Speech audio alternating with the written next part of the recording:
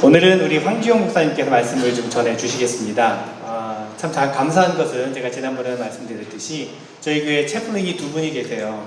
네, 황지용 목사님 그리고 또 김재준 목사님 두 분의 채플린이 저희 교회 예배만 참석하실 뿐만 아니라 또 여러 가지 사역도 섬겨주세요.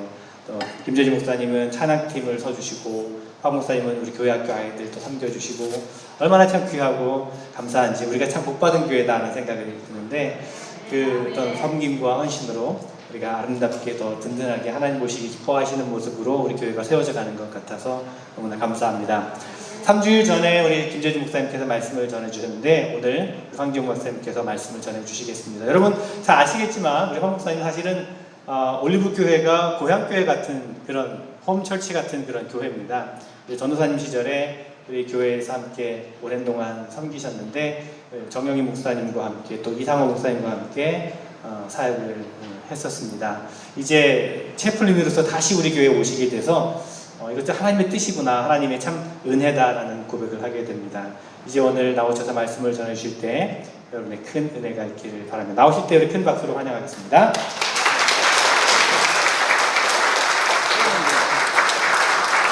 감사합니다. 감사합니다. 우리 오늘 말씀 제목이 그 왕중왕의 선물 뭐 이렇게 말씀을 제목을 했는데요. 그 Gift of the King of King 뭐 이렇게 얘기하는데요.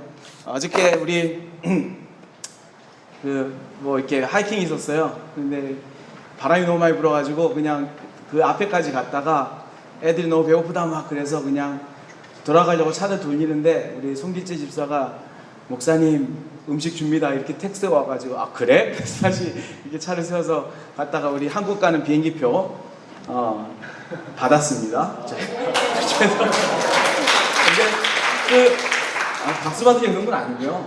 뭐 박수까지는 아니고.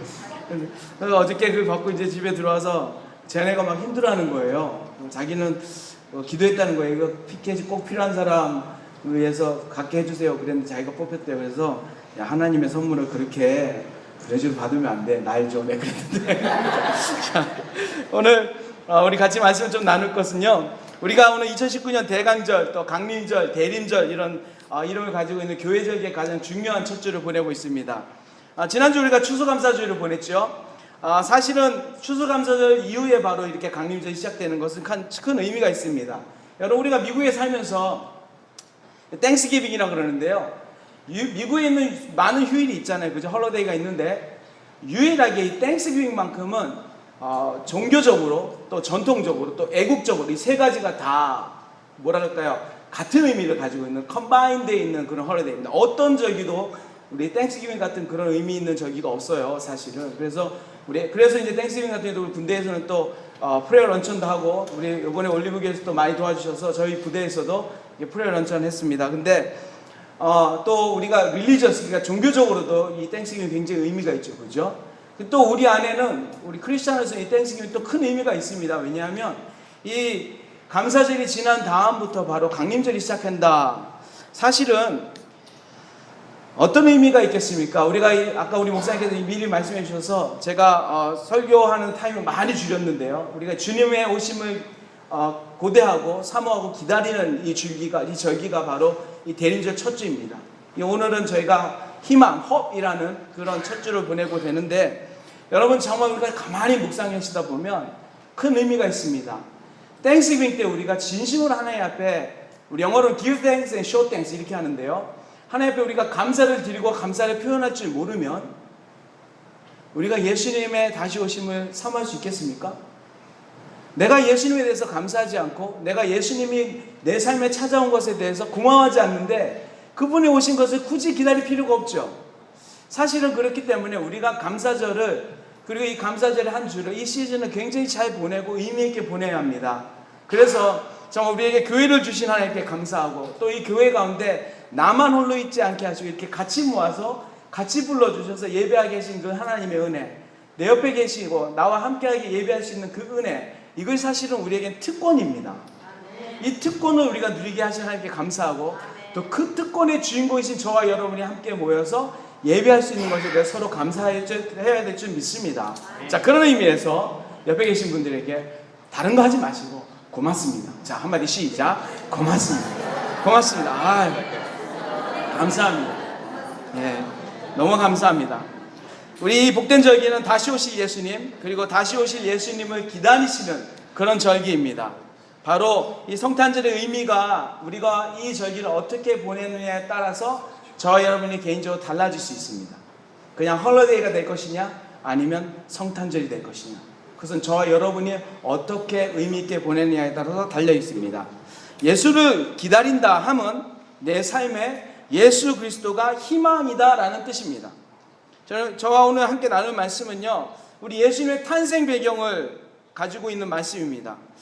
이 말씀 저희가 영어부 때는 다 자르고 중간만 해가지고 이렇게 다들 아시는 것 같아서, 근데 제가 우리 한어부 예배를 준비하다 보니까 이 기사를 잘 모시는 분들이 많이 이렇게 있는 게 제 준비하는 가운데 하나님이 많이 보여주셨어요. 그래서 오늘 말씀의 첫 시작이 뭐냐면 이런 질문으로 시작합니다. 나는 하나님을 믿고 사랑하기로 하고 교회를 다니기로 작정하고 교회에서 봉사하기로 결정하고 헌신하기로 결단했는데 왜 내 삶은 힘들까?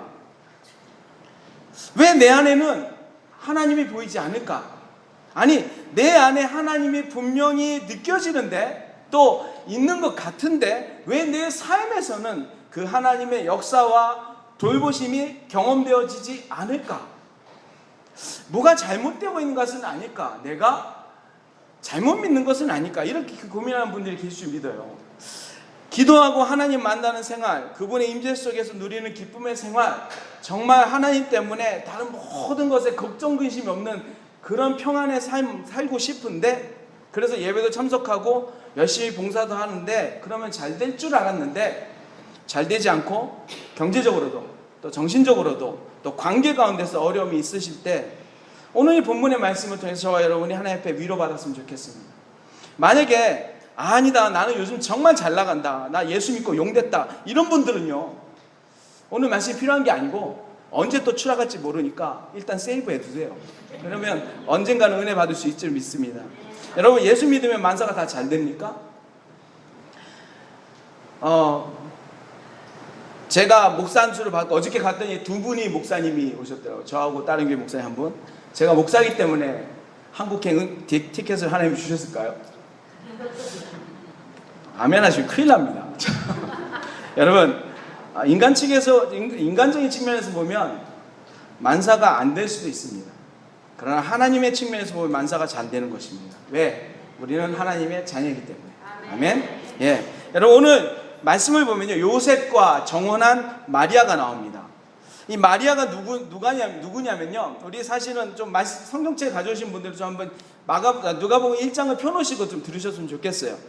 누가복음 1장 28절에 보면 이 정혼하지 않은, 남자를 알지 못했던 이 마리아가 천사를 만납니다. 가브리엘을 만납니다.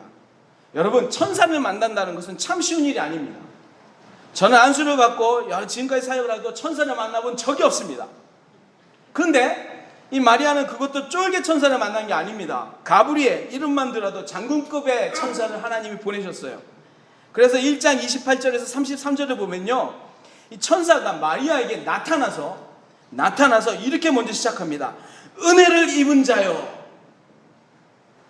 여러분, 천사를 만나는 것도 힘든데 천사가 마리아에게 은혜를 받은 자요 라고 하면서 말씀을 시작합니다. 자, 그 은혜를 받은 게 무엇일까요? 그 내용이 무엇인지 아십니까? 아직도 결혼도 안 한 처녀입니다. 사내를 알지 못하는 처녀입니다. 즉 남자를 가까이 해본 적이 없는 처녀입니다. 키스도 안 해본 처녀입니다. 그런데 이 처녀에게 가브리엘 천사가 나타나 얘기합니다. 은혜를 받은 자요, 네가 애를 낳을 거다. 별로 감동이 없으시네. 내 알을 낳아도 아니고, 자, 이 노처녀에게, 노처녀는 아닐지 몰라요. 결혼하지 않은 동정녀에게 천사가 나타나서 너 정말 못 받았다, 네가 애를 낳을 거다, 그러는 거예요. 네가 애를 낳을 건데 그 이름이 누군지 아냐? 예수다. 그 예수가 누군지 아냐? 큰 사람이 될 거다. 그가 누군지 아냐? 하나님의 아들이다. 하나님이 어떻게 하실 줄 아냐? 다윗의 왕권을 줄 것이다. 쉽게 이야기하면 왕 된다는 얘기예요. 영원히 이스라엘 족속의 왕노릇 할 것이다. 한술 더 떠서 그 왕의 나라가 영원 무궁할 것이다. 영원히 망하지 않겠다. 이렇게 말씀하시는 거죠. 여러분들이 별로 감동이 없으신 걸 제가 이해합니다. 왜냐하면 제가 우리 솔저들에게 이 말씀을 한번 전한 적이 있었는데요. 요즘은 혼전 관계가 전혀 문제가 안 되는 세상이에요. 저나 여러분도 많이 듣고 많이 알고 또 많이 봤기 때문에 그래서 별로 심각하게 생각하지 않으시면, 어떤 분들은 혹자 여기서 에이 마리아가 혼전 관계를 했겠지 이러신 분 계세요. 사탄아 물러갈지어다. 여러분, 정혼하지 않은 이 시대는요, 이 시대는 우리는 지금 마음에 와닿지 않는 시대에 살지 몰라도 이 본문이 기록된 시대는 혼전 관계는 사형으로 연결되는 중범죄에 해당하는 시대였어요. 제가 쿠웨이트나 아프가니스탄으로 파병을 갔다 왔거든요. 근데 거기는요, 아직도 이 혼전 관계한 딸을 아버지가 죽이는 게 합법이에요. 여러분 그거 들어보셨나요? 그거를 영어로 뭐라는 줄 아시나요? 아너 킬링이라고 합니다. 아너 킬링. 내 딸이 허락하지 않는 상태에서 외간 남자하고 관계를 가졌다. 그러면 그 아버지가 그 가족의 대를 지키기 위해서, 그 패밀리 트리를 지키기 위해서, 그 아너를 지키기 위해서 그 딸을 죽입니다. 근데 그게 범죄가 아니에요. 오늘 시대에도 중동에 그런 일이 있어요. 여러분, 이 시대에 마리아에게 천사가 나타나서 은혜를 입은 자여, 네가 애를 낳을 거다. 그가 왕이 될 거다. 여러분이 만약 마리아라면 어떻게 하시겠습니까? 여러분 황당하지 않겠습니까? 사람이 나타나서 이런 얘기하면 한 대 때리기라도 하겠죠. 그런데 천사가 나타나서 말했습니다. 그랬더니 오늘 누가복음 1장에 보면 마리아가 거기에 대한 대답이 참 힘든 대답이 나옵니다. 뭐라 그러냐면 마리아가 천사에게 이렇게 얘기합니다. 내가 얼마나 막막했습니까? 그러니까 마리아가 이래요. 내가 사내를 알지 못하는데. 천사에게 내가 사내를 알지 못합니다. 그것은 제가 은혜가 아닙니다. 그 말은. 이런 고백이에요. 그랬더니 천사가 한술 더 떠서 이런 얘기를 합니다. 성령이 임하면 능치 못할 일이 없을 것이다. 여러분 아멘이십니까? 아멘. 감사하네요. 저는 사실 이 말씀 묵상하다가 노멘이 나오더라고요. 왜냐하면 여러분 정말 남일이라고 그렇게 쉽게 아멘하지 마세요. 여러분의 딸이 있는데, 자식이 있는데, 결혼도 안 했는데 애를 낳을 거래요. 근데 성령이 임해서 낳을 거래요. 여러분 사실 우리가 기대하는 하나님은 그 하나님이 나에게 임하시면 내 길을 예비하시고 내가 죽을 때까지 연봉도 잘 나오고 생활도 잘 펴지고 큰 병 안 걸리고 많이 아프지 않고 큰 사고 안 나고, 여러분 다 기대하지 않습니까? 그런데 오늘 본문에 보면 마리아라는 이 사람에게 임했던 하나님의 은혜는 뭐냐면 결혼도 시작하지 않았는데 목숨이 달려있는 그런 엄청난 이야기를 마리아에게 한다는 것입니다. 자, 이 상황에서 마리아가 여러 가지 이야기를 다 건너뛰어서 마리아가 결국은 천사에게 항복합니다. 어떻게 하냐면 마리아가 우리 1장 마지막 절에 이런 고백을 합니다. 마리아가 38절에 보면 마리아가 이르되 주의 여종이오니 말씀대로 내게 이루어지리다 하매 그때야 천사가 떠나갔다고 합니다.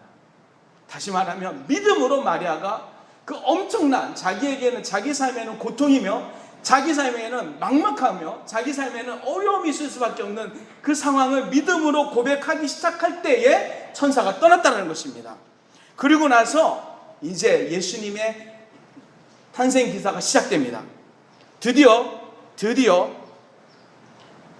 예수님이 마리아의 복중에 있을 때 우리 로마 시대의 옥타비누스라는 황제가 천하를 호령하면서 모든 속국들에게 자기 고향에 가서 호적하라고 합니다. 인구조사, 센서스를 하라고 그래요. 그래서 결국은 이 요셉과 마리아도 요셉의 고향이었던 베들레헴에서 나사렛으로 이동을 하게 됩니다. 그 거리가 한 90마일 정도, 한 155km 정도 됩니다. 자, 배는 불러오는데 이 요셉과 마리아가 예수님을 복중에 안고 품고 이제 90마일을 걸어갑니다. 자, 여러분 이제부터 요셉과 마리아가 한번 되셔보시기 바랍니다. 요셉은 착한 사람이었습니다. 성경이 그렇게 고백하고 있습니다. 정혼한 여자가 임신해서 나타났는데도 거기에 대해서 세컨 게스, 의심을 하지 않고 마리아를 도왔던 사람이 요셉입니다. 꿈속에 천사가 나타난 이후에 마리아를 데려와서 예수님이 나시기 전까지 잠자리도 같이 하지 않았다라고 성경이 고백하는 인간적으로 정말 훌륭한 사람이 요셉입니다. 이런 요셉이 만삭이 된 마리아와 함께 갑니다. 요셉은 직업이 목수였습니다. 잘 나가는 사람은 아니었습니다. 가난했습니다. 성경에 없지만 요셉이 부자가 아니었기 때문에 그 90마일을 걸어갔을 것입니다. 저는 묵상하다 보니까 걸어갔다라는 생각이 많이 들더라고요. 여러분 생각해 보십시오. 천사가 나타나서 은혜를 입은 자라고 하고 그렇게 해서 성령으로 잉태하였는데 만왕의 왕, 왕 중의 왕을 가진 그 예수를 가진 마리아가 가난하여서 걸어가고 있습니다. 인구조사를 해서 얼마나 많은 인구 사람들이 이동을 했겠습니까? 여러분 두 사람이 걸어갈 때에 편한 몸은 아니었습니다. 마리아는 몸이 불러왔습니다. 배가 불러왔어요. 이때 그 먼지 나는 그 길을 터벅터벅 90마일을 걸어갈 때에 옆에서 마차가 지나갈 때마다 그 마차에서 나오는 그 먼지를 마시면서 그 두 사람은 무슨 생각을 했을까요? 이렇게 먼 길을 갈 때 저기 멀리서 막 휘황찬란한 럭셔리한 마차가 지나갈 때 제가 만약에 요셉이었다면 이런 생각을 했을 것입니다. 분명히 저게 갑자기 탁 멈춰서 우리를 태워줄 거야. 왜? 천사가 나타나서 이렇게 했는데, 천사가 예언해서 이런 일이 있었는데 이 정도 기적쯤은 생겨야지 했을까 했겠습니까? 근데 그냥 지나가요. 얼마나 실망이 되겠습니까? 또 저 뒤에서 빈 마차가 막 달려옵니다. 어떤 생각이겠어요? 아, 내가 기다리지 못했구나. 저거겠구나. 하나님이 그렇지 기적을 보내주시겠지 하면서 근데 지나가요. 더 먼지만 많이 나면. 삶 속에 우리 안에 실망감이 얼마나 많이 생기겠습니까? 이렇게 먼 길을 그래도 갔습니다. 90마일을 걸어갔어요. 그런데 설상가상 엎친 데 뒤친 격 도착하자마자 마리아에게 진통이 오기 시작합니다. 여러 복음서를 읽어보시고 오늘 본문의 2장 7절을 보면 이런 고백이 있습니다. 도착했는데 있을 곳을 찾지 못했다는 것입니다. 묵을 곳을 찾지 못했다는 것입니다. 아기를 낳을 몸을 풀 곳을 찾지 못했다는 것입니다. 요셉, 여러분들이 만약에 요셉과 마리아라면 복중의 왕을 모시고 먼 길을 온 것까지는 참을 수 있다라고 쳐도, 그까지는 내가 믿음으로 참는다 해도, 아니 아이를 받을 곳이 없다는 것을 여러분들이 그냥 자연스럽게 방이 없네? 이러고 그냥 넘어갈 수 있겠습니까? 안 됩니다. 제 믿음에서는 이걸 받아들일 수가 없더라고요. 요셉과 마리아가 아무리 두 명은 형편없는 사람이고 가난한 사람이라 할지라도 그 속에 누가 있습니까? 바로 예수가 있지 않습니까? 그분이 나오시려고 하는데, 그분이 세상에 나오려고 하는데 묵을 곳이 없다라는 것이에요. 그것을 여러분과 제가 어떻게 믿음으로 받아들일 수 있겠습니까? 어떤 믿음을 가지면 이렇게까지 용납할 수 있겠습니까? 이것이 결국 천사가 나타나서 예언한 놀라운 일입니까? 이것이 정말 천사가 은혜를 받은 자여 하고 받은 예언입니까? 어떤 분들이 그러더라고요. 방이 없었던 것은 요셉 잘못이라고. 요셉이 예약을 안 해서 그랬다고. 여러분, 아무리 그래도 그렇죠. 아무리 예약을 안 해도 그렇죠. 하나님 살아계심과 기적을 믿는 우리의 상식이라면요, 저는 이 말씀 묵상하다 이런 생각이 드는 거예요. 방이 없어요. 방이 없는데, 그래서 요셉과 마리아가 성경에 보니까 돌아서서 다른 곳을 찾으려 하매 여관 주인이 갑자기 나와서 뛰어쳐나와서 하는 말이, 이상하네? 방이 없는데 새로 하나 생겨버렸네? 이렇게 되는 거 아니겠습니까? 이게 정말 기적 아닙니까? 이게 정말 성경에 나와야 되는 이야기가 아니겠습니까? 그래서 예수님이 정말 멋있는 방에서 잘 태어나신 거예요. 근데 성경은 그 기록이 없습니다. 성경은 그 기적이 없어요. 왕이 나오려 하면 뭔가 생겨야 되는데 그런 게 없습니다. 마지막까지, 급한 순간까지 구하지 못해서 마국간으로 들어가는 요셉과 마리아를 저와 여러분이 한번 생각해 보시기 바랍니다. 저와 여러분의 삶에서 앞뒤 좌우가 꽉꽉 막혀서 갈 길이 없고 살아갈 길이 없고 숨을 쉴 수가 없을 정도로 막막한 그 상황, 내가 이렇게 기도하고 내가 이렇게 하나님을 믿어왔는데 하나님 뛰쳐나갈 길이 없습니다 하는 그 상황. 여러분, 우리 크리스마스 카드에 보면요, 예수님 탄생하시는 마국간은요 완전 알프스 산장이에요. 그죠? 예. 여러분, 근데 진짜 마국간이 그런 곳일까요? 아닙니다. 더럽고 냄새나고 정상적으로 있고 싶지 않은 곳입니다. 그런데 예언을 받고 하나님의 은혜를 받은 두 사람이 간 곳이 결국 냄새나고 추악하고 더러운 마국간입니다. 예수님을 강보에 쌓아 구유에 놓았다라고 합니다. 오늘 성경에 예수 그리스도를 강보에 쌓아 구유에 놓았다 이 말씀을 합니다. 여러분, 개밥을 놓는 곳은 개밥그릇이라고 합니다. 소가 먹는 밥그릇을 여물통이라고 합니다. 그럼 말이 먹는 밥그릇은 뭐라고 합니까? 그게 구유예요. 우리 성경에 구유하니까 굉장히 멋있어 보이죠. 사실 말하면, 우리 한국말로 하면 예수님은 말바통에 놨다는 겁니다. 갓 태어난 갓 태어난 아이를 말바통에 놨다는 거예요. 저와 여러분이 우리 다 어머니 아버지십니까? 저는 아들만 넷인데 그 중에 한 명이라도 태어나자마자 제가 여력이 안 돼서 화장실에 있는 말바탕에 놨다면 전 못 견뎠을 것 같습니다. 전 못 견뎠을 것 같아요. 우리 와이프 그러겠죠. 책임을 못 질 거면 나치를 말지 이럴 거 아니에요. 저는 잠깐 이 말씀 묵상하면서 이 구유, 메인저, 이 말밥통을 묵상해 보았습니다. 구유는요, 갓 태어난 아이를 누이는 곳이 아닙니다. 어느 부모도 자신의 신생아를 구유에 놓고 놓아두고 싶어하는 부모는 없을 것입니다. 냄새와 역겨움이 가득한 그 구유 안에 하나님이시며 온 인류의 왕이신 예수님이 누워 있습니다. 여러분, 그 말씀을 묵상하다 보니까 하나님께서 예수 그리스도를 보내실 때에, 이 땅에 태어나시게 하실 때에 그 구유에 보내신 이유가 있다라는 생각이 들었습니다. 그 이유가 바로 우리 때문입니다. 우리 때문에. 그 구유가 우리라는 것을 하나님이 말씀하고 싶어 하셨던 것입니다. 그 구유 같은 인생이 우리라는 것입니다. 여러분, 그 구유가 우리라는 것을 하나님이 보여주고 싶어 하셨던 거예요. 우리 자신 자체가, 내가 냄새나고 더럽고 추한 존재입니다. 이곳에 계신 분 중에 어느 한 분이 나는 순결하고 고귀하고 깨끗한 분이 계십니까? 우리는 본질상 예수 그리스도를, 하나님을 받을 수 없는 존재입니다. 생각하는 게 죄고, 상상하는 게 죄고, 행동하는 게 죄고, 법이 없으면 무법을 좋아하는 게 우리입니다. 법이 있어도 피하고 싶어하는 게 우리입니다. 우리는 sinful nature, 죄악에 물들어 있는 사람입니다. 그런 존재가 어찌 하나님을 받을 수 있습니까?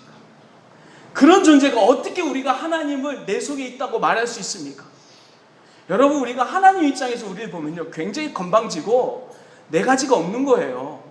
우리 같은 존재가 주님 내 안에 계셔, 이거는요, 맞아도 춘번을 맞아야 되는 말이에요. 어떻게 우리 같은 존재가 하나님 내 안에 있어 그런 말을 할 수 있습니까? 그 냄새나고 역겨운 우리 삶에 나는 자격이 안 되는데 예수님이 willingly, 기꺼이 오시고 싶어 하셨던 거예요. 나 같은 인생에게 우리 하나님이 오시고 싶어 하셨던 거예요. 나는 자격이 안 되는데 우리 하나님이 오시겠다 작정하신 거예요. 나는 더럽고 추해서 함부로 나는 주님 모실 수 없어요 하는데 주님이 관건적으로 내가 피를 흘리시면서까지도 네 마음에 들어가고 말겠다고 하신 주님의 사랑의 각오가 있는 거예요. 여러분, 왜 튕겨내십니까? 이런 주님의 사랑을 왜 거부하십니까? 절대 안 됩니다. 그래서 예수님 안 믿으면 천국 못 간다는 겁니다. 그래서 예수 그리스도 외에는 복음이 없다는 겁니다. 이때 요셉과 마리아의 마음은 어땠을까요? 너무 궁금했습니다. 아무리 믿음 좋은 사람이고 아무리 천성적으로 성품이 착했다 하더라도 이들의 마음에는 하나님 해도 너무합니다라는 마음이 없었겠습니까? 그죠? 아무리 천사를 보고 꿈을 꾸고 천사를 만났다 할지라도 지금 상황에 하나님이 얼마나 야속하고 원망스럽고 그랬겠습니까? 우리의 삶은 어떻습니까? 하나님의 말씀을 설교와 묵상을 통해서 듣고 찬양을 드리면서 우리 마음 드리고 때로는 감정이 올라와서 하나님 앞에 눈물로 교제도 하고 실제적으로 나의 삶 속에서 이런 일들이 일어날 때마다 하나님 앞에 감사하기도 하고, 그런데 또 반대로 어려운 일이 있을 때는 우리는 어떤 마음을 갖습니까? 하나님, 내가 이렇게 본전 생각하잖아요. 이렇게 드렸는데, 이렇게 희생했는데, 이렇게 충성을 다했는데 돌아온 게 이겁니까?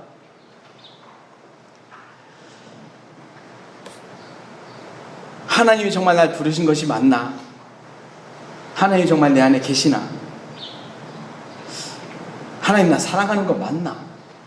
우리 다 한 번쯤 이런 생각 하셨죠? 이거를 우리 고귀한 언어로, 교회 언어로 뭐라 그래요? 시험 들었다, 그죠? 시험 들었다. 여러분, 이 시험 들었다는 말은요, 교회 밖에서는 들을 수 없는 말입니다. 네. 시험 들었다. 이 시험 들었다는 말을 아시는 분들 한 번쯤 교회를 가보신 분들. 요셉이나 마리아가 하나님 이러시면 안 되죠. 얘가 진짜 하나님의 아들이고 만왕의 왕이 맞습니까? 하지 않겠습니까? 설령 두 사람은 괜찮을 때도 사실 이 말씀 묵상은 저는 안 괜찮더라고요. 예수님이 나오시는데 말밥통이 뭡니까? 이게 말밥통이 이게 뭐 하자는 겁니까?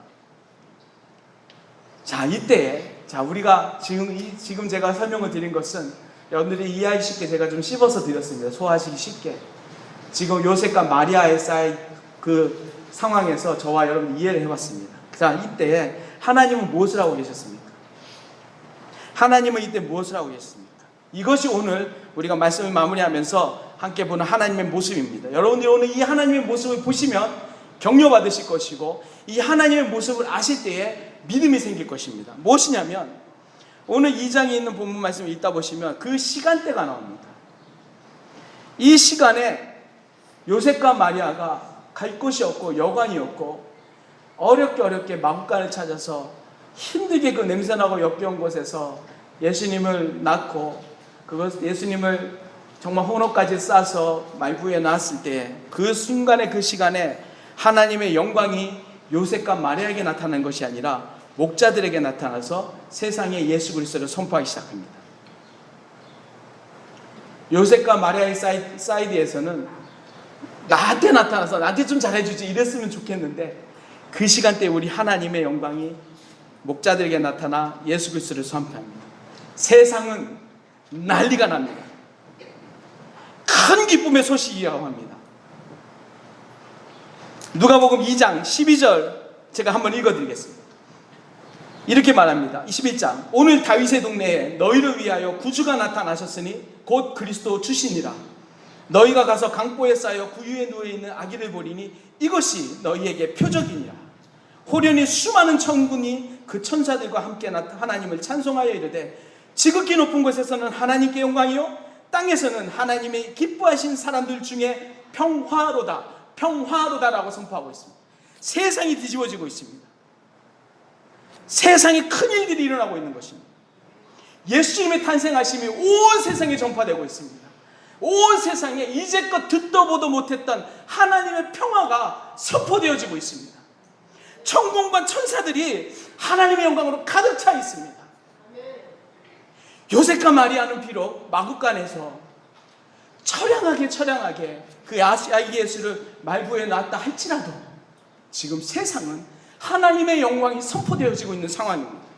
여러분, 오늘 이 말씀 보시면 12절에 보시면 표적이라는 말이 나옵니다. 이것이 너희에게 표적이니라.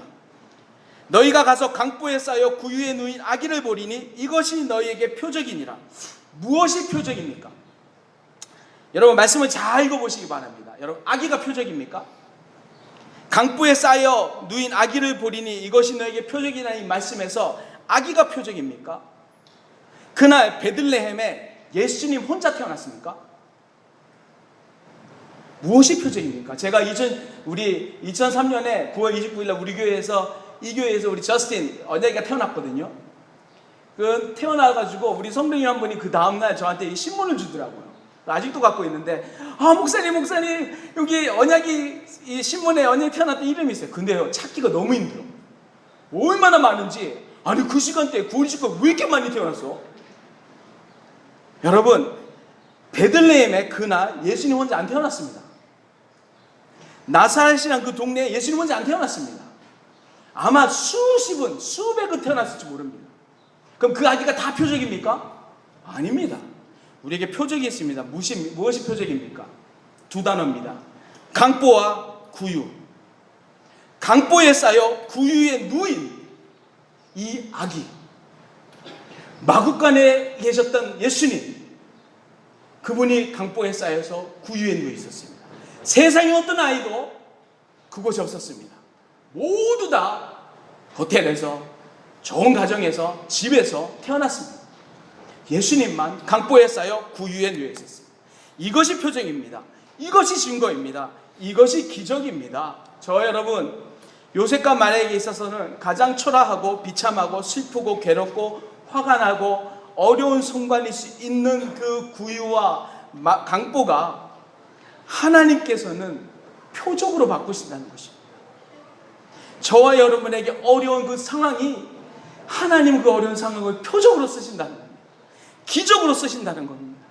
막판 뒤집기에 엄청나게 강하신 우리 하나님이십니다. 여러분, 저와 여러분의 삶 속에 세상의 상식, 편견, 대적, 기준, 가치, 그것으로 하나님의 축복을 가늠하면 우리는 영원히 불행할 것입니다. 하나님은 우리 삶에서 우리를 가장 고귀하게 만드시는 유일한 분이십니다. 하나님만이 저와 여러분에게 진정한 삶의 가치와 기쁨을 주실 수 있는 분이십니다. 여러분, 만약에 요셉과 마리아가 그냥 연민에 빠져서 야 이게 예언이냐? 이게 축복이냐? 그냥 애 낳고 죽어버리자 이랬으면 기적이 없었을 거예요. 표적이 없었을 것입니다. 여러분, 어떤 상황 속에서 우리 예배 시작 전에 어떻게 또 목사님 찬양을 딱 이렇게 모든 상황 속에서 주님 찬양할지, 어떤 상황 속에서도 우리 하나님은 살아계십니다. 그 살아계신 하나님이 저와 여러분의 하나님이십니다. 어려우십니까? 잘 느껴지지 않으십니까? 자꾸 원망이 되려고 하십니까? 어려운 가운데서 어떻게 될지 모른다는 생각이 자꾸 드십니까? 여러분, 기다리시고 또 기다리십시오. 목자들이 옵니다.